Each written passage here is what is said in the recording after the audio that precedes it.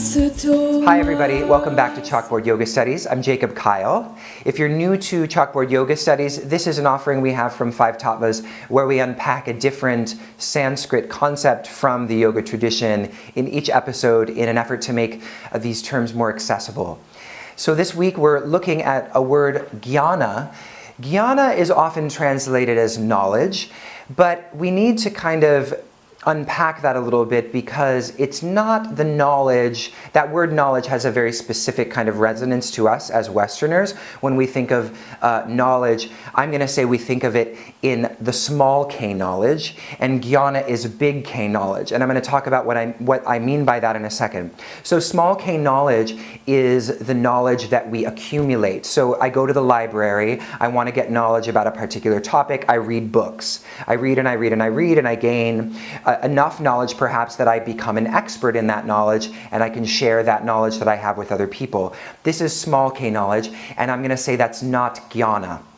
Jnana actually is more related. There are two actually cognates of jnana, of this root nya, and one is to know from English, but then another one is gnosis, which is a word in Greek, which actually refers to an experiential knowing. So it's not kind of a subject-object sort of thing where, okay, I'm gathering more objects of knowledge into my own kind of knowledge base, but rather jnana as big K knowledge, as gnosis, is a knowledge that pervades you, is a knowledge that encompasses and shifts the very coordinates of who you think you are and the way that you perceive the world. It's an experiential kind of knowing that comes about as a result of practice.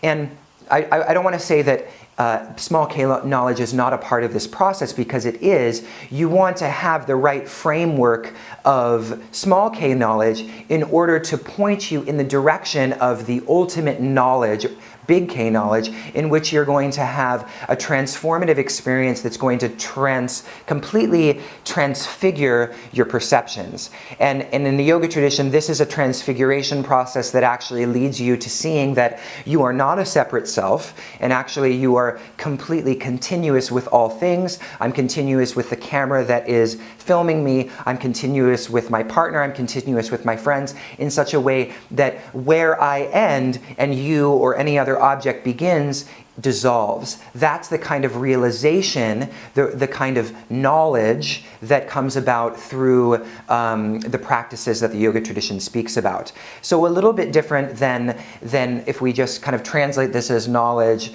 We have to sort of understand that there's a deeper layer there. Yes, jnana refers to the kind of matrix of understanding that we study in order to know that such a big K knowledge is even possible, and that I might decide to orient my practices in relation to having that experience.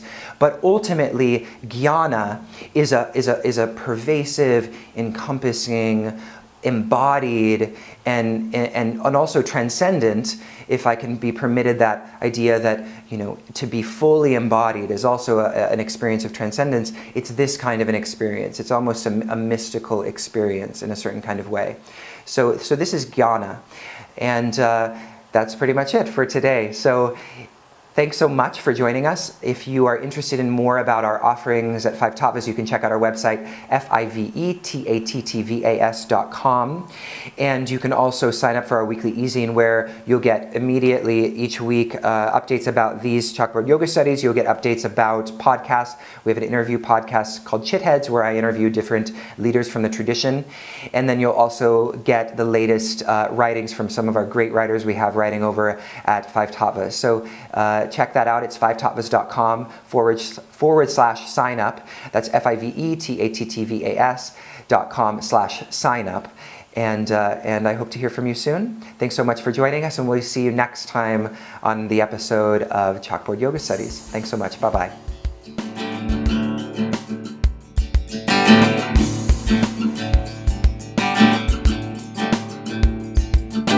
Asatoma